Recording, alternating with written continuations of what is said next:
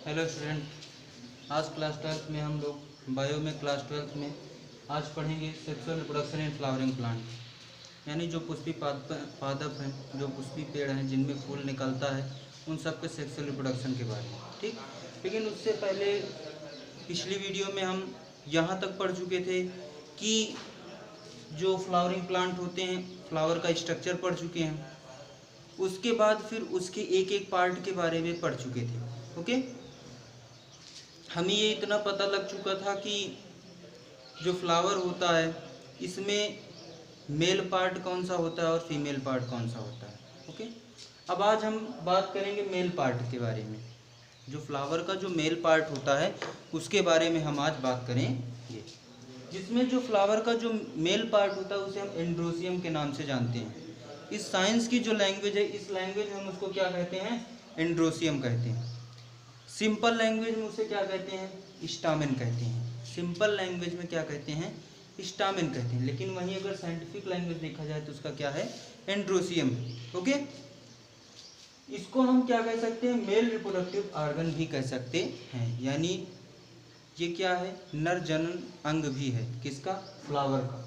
ठीक, इसमें इसकी कुछ खासियत होती होगी भाई, इसका स्ट्रक्चर कैसे होता होगा, इन सब के बारे में हमें जानना है और अच्छे तरीके से। ओके, इसमें जो स्टामेन होता है, जो एंड्रोसियम होता है, क्या होता है? स्टामेन एक यूनिट होती है एंड्रोसियम की।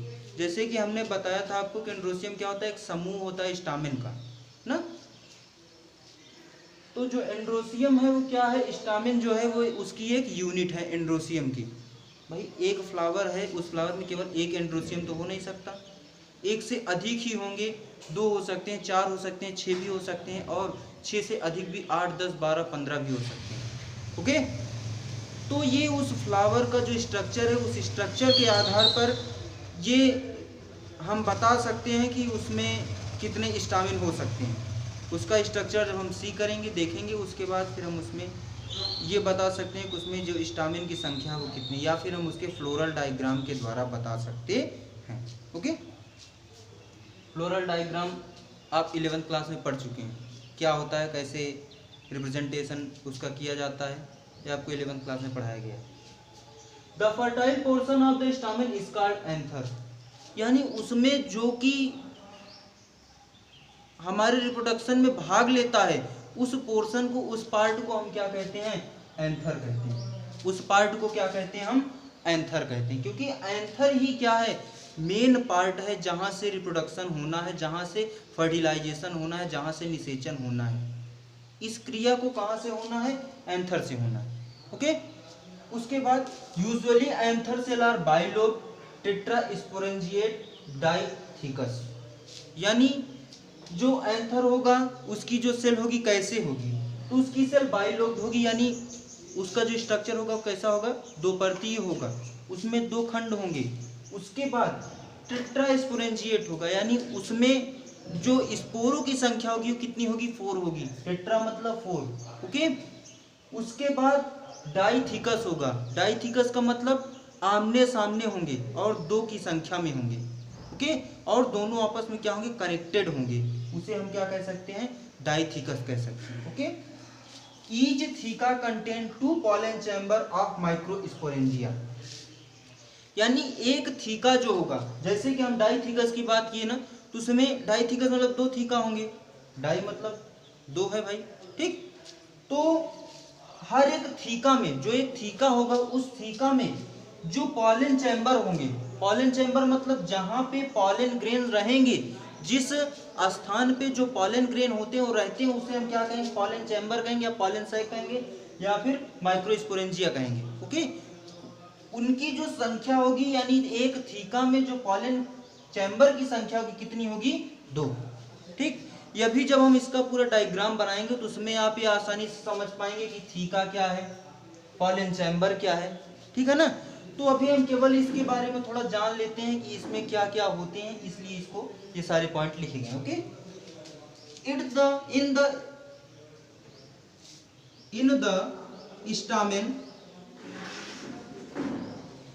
Stamen the long and cylinder stalk called the filament, यानी उस स्टामेन में, जो स्टामेन है उस स्टामेन में एक लंबी बीच में खोखली यानी जैसे सिलेंडर होता है, उस सिलेंडर के आकार की एक डंडी पाई जाएगी जिसका नाम क्या है?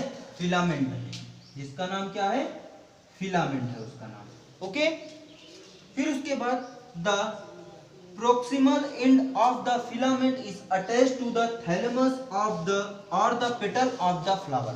यानी जो फिलामेंट होगा, एंथर स्टामेन का जो फिलामेंट होगा वो या तो थैलेमस से जुड़ा होगा फ्लावर के, या फिर उसके पेटल से जुड़ा होगा। पेटल आप जानते हो, पेटल को हम क्या कहते हैं? कैलिस कहते हैं, करोला, तो करोला कहते हैं पेटल को। ओके, तो उस जो फिलामेंट होगा उसका जो एकदम निचला भाग होगा, सबसे नीचे का भाग होगा, सबसे नीचे का जो भाग होगा कहाँ पे जुड़ा होगा? या तो थैलेमस से जुड़ा होगा या फिर किससे जुड़ा होगा? फूल के पेटल से जुड़ा होगा। थैलेमस और पेटल क्या है, आपको जो फ्लावर का स्ट्रक्चर जब समझाया जा रहा है तो उसमें बताया गया है, यानी थैलेमस कहाँ पे होता है और पेटल कहाँ पे होता है। ओके, तो स्टामेन क्या होता है भाई? एंड्रोसियम की एक यूनिट होती है स्टामेन, ठीक, जो कि क्या है? मेल रिप्रोडक्टिव ऑर्गन है, जो कि क्या है? नर जनन अंग है। ओके, उसके बाद फिर ये क्या है? फर्टाइल पोर्शन है, यानी निषेचन की क्रिया एंथर से ही होगी, ठीक। Usually anther cell are bilobe tetrasporate dithecous. Okay, उसके बाद इस theca contain two pollen chamber और माइक्रोस्पोरेंजिया। अगला पॉइंट है, in the stamen the long and cylinder stalk called filament, the proximal end of the filament is attached to the thalamus और the petal of the flower. एक चीज ध्यान दें, यहाँ पे स्टामेन में एक एंथर बन रहा है, एक फिलामेंट बन रहा है, यानी स्टामेन भी आगे चल के दो पार्ट में डिवाइड हो रहा है ना। थोड़ा स्ट्रक्चर उसका देखते हैं हम, स्टामेन का एक, ठीक, उससे हम समझने का प्रयास करते हैं, यानी स्टामेन में फिलामेंट क्या है और उसके बाद एंथर क्या है। ओके,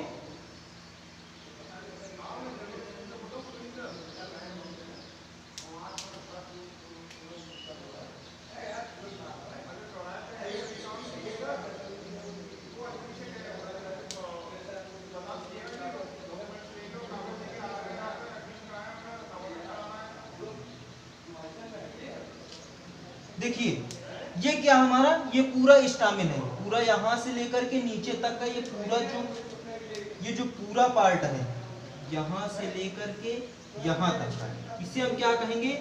इसे हम कहेंगे स्टामेन। इस पूरे पार्ट को क्या कहेंगे? स्टामेन। लेकिन इस पार्ट में जो रेड कलर से बना हुआ है, इसको हम क्या कहेंगे? एंथर कहेंगे। ये क्या है हमारा? ये हमारा एंथर है। लेकिन उसके नीचे जो सिलेंडर लाइक स्ट्रक्चर लॉन्ग दिख रहा है, स्टाल्क, इसे क्या कहेंगे हम? फिलामेंट कहेंगे। इसे क्या कहेंगे हम? फिलामेंट कहेंगे। समझ में आई बात? यानी कि स्टामेन क्या है? दो अंगों से मिलकर के स्टामेन बना हुआ है, जिसमें एक अंग हमारा एंथर है और दूसरा अंग हमारा क्या है? फिलामेंट है। आप हेबिकस यानी गुड़हल जो होता है, इसका फूल आप हाथ में लेंगे, उसके बाद इसको क्या करिए? आप इसके पेटल को, सारे जितने भी पेटल होते हैं उन सारे पेटल को निकाल दीजिए। उसके बाद फिर आपको क्या मिलेगा? एंथर और फिलामेंट देखने को इस हेबिकस के फ्लावर में आसानी से मिल जाएगा। ठीक है, आप अगर देखना चाहें तो देख सकते हैं हेबिकस के फ्लावर में। ठीक, तो ये क्या था? हमारे जितने भी पॉइंट हैं, पॉइंट किसके हैं? स्टामेन के हैं। ठीक, इसको अगर नोट करना चाहें तो आप नोट कर लीजिए वीडियो को पॉज करके।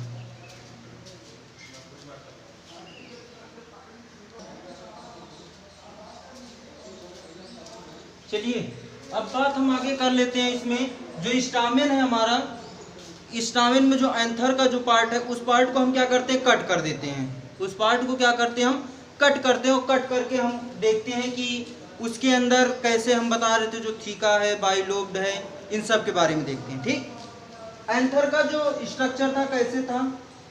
कुछ इस तरीके से था।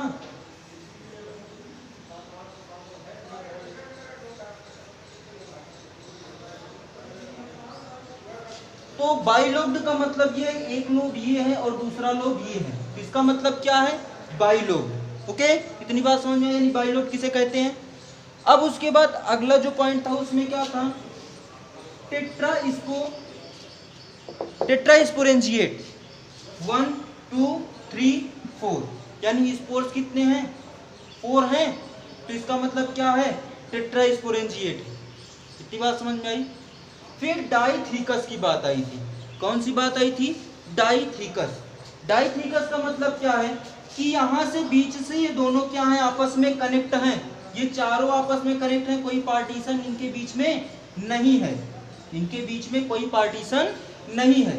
डाइथीकस का मतलब एक थीका ये हुआ और एक थीका ये हुआ। तो इसका मतलब क्या? ये कैसा है?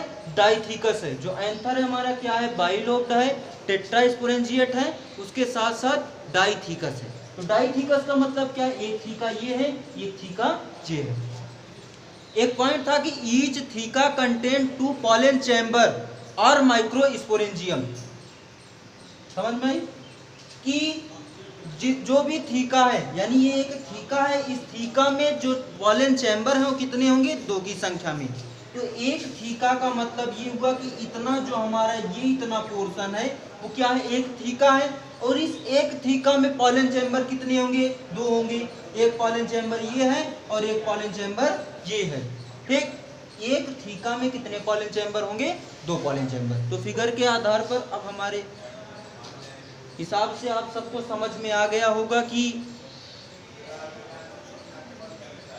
जो बाइलोब्ड स्ट्रक्चर है उसके साथ साथ टेट्रास्पोरेंजिएट है और डाइथीकस है। और थीका क्या होता है ये भी समझ में आ गया होगा।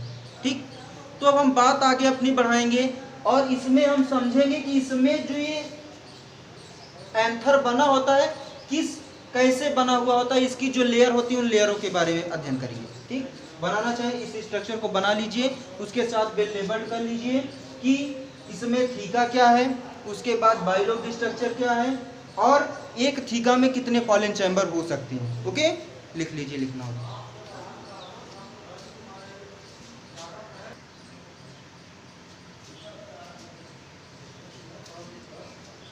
चलिए अब आगे देखते हैं कि जो ये ऊपर की सबसे ऊपर की जो ये लेयर है किससे बनी होती है। ठीक,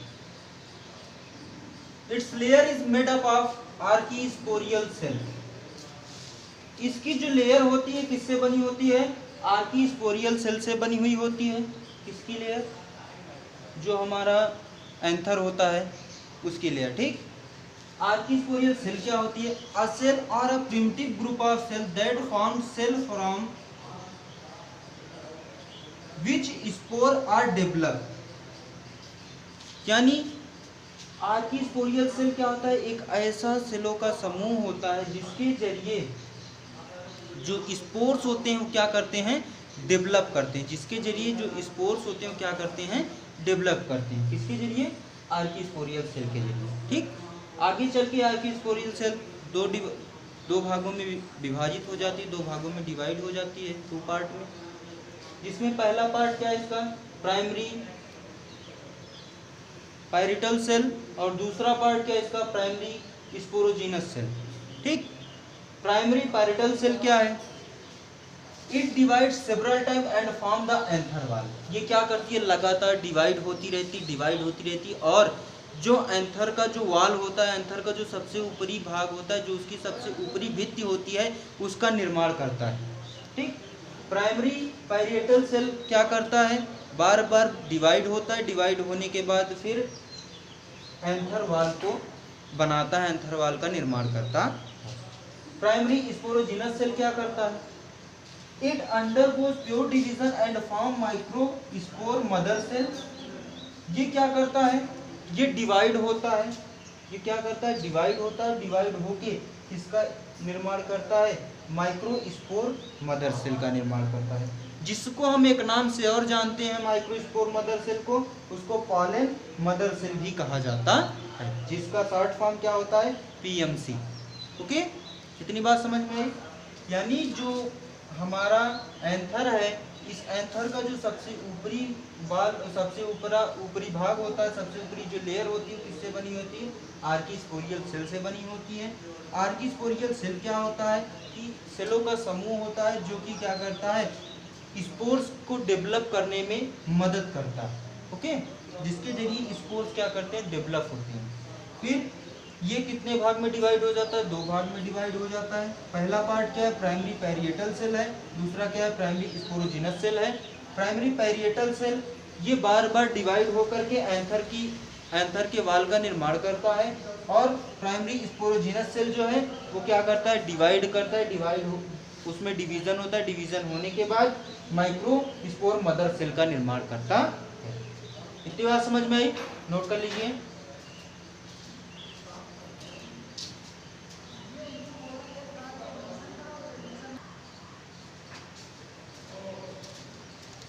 चलिए अब आगे हम देखते हैं जो स्टामेन है उसमें हम एक थीका का एक पॉलन चैम्बर लेते हैं। थीका में एक पॉलन चैम्बर लेते हैं और उसमें देखते हैं कि वो उसमें कितने लेयर होते हैं। ओके, तो एक थीका में जो एक पॉलन चैम्बर होता है, उस पॉलन चैम्बर में जो सबसे ऊपरी परत है तो क्या है? आर्किस्पोरियल सेल है। उसके अंदर ये पार्ट है जहां से हमारा एक गोला शुरू होता है, ठीक, उसमें जो सबसे ऊपरी उसका पार्ट है उसे हम क्या कहते हैं? एपिडर्मिस कहते हैं, जो कि क्या होती है? फर्स्ट लेयर होती है। किसकी फर्स्ट लेयर होगी? पोलन चैम्बर की।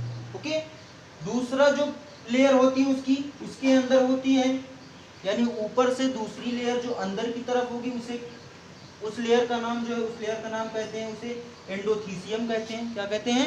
एंडोथीसियम कहते हैं, जो कि क्या होती है? सेकंड लेयर होती है। उस एंडोथीसियम के बाद एक लेयर होती है जो तीसरी लेयर होती है, जिसका नाम क्या है? Middle layer. और जो सबसे इनर मोस्ट लेयर होती है किसकी? पॉलन चैम्बर की, उसे क्या कहते हैं? टेप्टम कहते हैं, जो कि क्या है? फोर्थ लेयर या फिर इनर मोस्ट लेयर है। किसकी?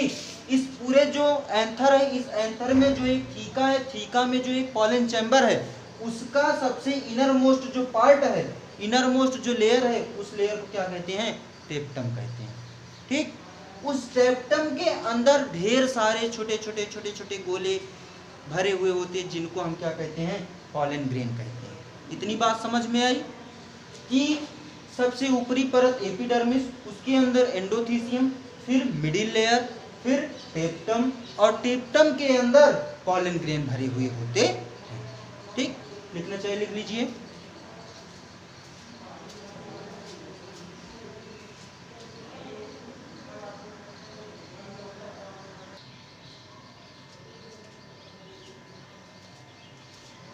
चलिए अब आगे हम बात करते हैं, यानी जैसे कि अगर हमसे कोई पूछा कि एपिडर्मिस क्या, एंडोथीसियम क्या है, मिडिल लेयर क्या है, टेप्टम क्या है, इसकी कोई डिफिनेशन छोटी मोटी बताइए भाई, क्या करता है क्या नहीं करता।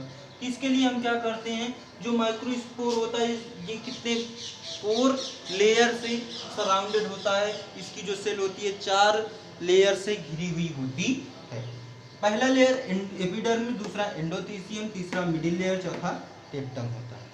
एपिडर्मिस क्या होती है? ये कैसी लेयर होती है? सिंगल लेयर होती है, एक लेयर होती है, अकेली लेयर होती है। इसका जो फंक्शन होता है क्या होता है कि उस पूरे माइक्रोस्पोर को प्रोटेक्शन करना, उस पूरे माइक्रोस्पोर का क्या करना? प्रोटेक्शन करना। किसका काम होता है? एपिडर्मिस का, जो सबसे आउटर मोस्ट लेयर होती है। ओके, एंडोथीसियम क्या होती है? ये दूसरी सिंगल लेयर होती है, ये भी सिंगल एक लेयर की ही होती है। ये हेल्प करती है एंथर के डिहेंस में। ओके, क्या करती है? जैसे मान लीजिए जब एंथर को क्या होता है, एंथर को स्प्लिट करने में, डिहेंस का मतलब क्या होता है? स्प्लिट करने में, ठीक, या फिर ब्रस्ट करने में एंडोथीसियम महत्वपूर्ण भूमिका निभाती है। उसके बाद तीसरा middle layer, it actually degenerate at the time of the maturity of the anther, यानी ये क्या करती है? मिडिल लेयर कि अब वो परिपक्व हो गया है रिप्रोडक्शन के लिए, ये प्रेरित करती है मिडिल लेयर। ओके, उस समय को बताती है। ठीक, टेप्टम क्या होती है? It provide the nourishment to the developing spore. उसके अंदर जितने भी स्पोर डेवलप कर रहे होते हैं, जो भी स्पोर विकास कर रहे होते हैं, ये क्या करती है? उनका पालन पोषण का काम करती है। कौन? टेप्टम। ओके, ठीक, क्या है पूरा माइक्रोस्पोर का स्ट्रक्चर है, उसमें कितनी लेयर होती हैं ये अभी आपने जाना। ठीक, तो आज के लिए बस केवल यही इतना ही कि हमने आज क्या क्या पढ़ा। सबसे पहली चीज़ हमने ये पढ़ा कि स्टामेन क्या होता है, उसका स्ट्रक्चर कैसे होता है, उसमें कितने पार्ट होते हैं। उसके बाद फिर एंथर के बारे में पढ़ा, फिलामेंट के बारे में पढ़ा, और फिर उसके बाद किसके बारे में पढ़ा, एंथर में जो जब हम एंथर को कट कर दें, एंथर के चैम्बर्स को कट करें तो उसमें 4 चैम्बर होते हैं। थीका के बारे में पढ़ा, उन थीका में क्या क्या होते हैं उसके बारे में पढ़ा। ठीक, तो आज केवल इतना ही। अगर कोई भी चीज़ ना समझ में आई, कोई भी टॉपिक ना समझ में आया हो तो कमेंट बॉक्स में आप टाइप कर दीजिएगा कि हमें ये टॉपिक नहीं समझ में आया, हम उसको और बेहतर समझाने का प्रयास करेंगे। और हमारे चैनल को ज़्यादा से ज़्यादा शेयर करिए, सब्सक्राइब करिए और लाइक भी करिए। Okay, thank you class.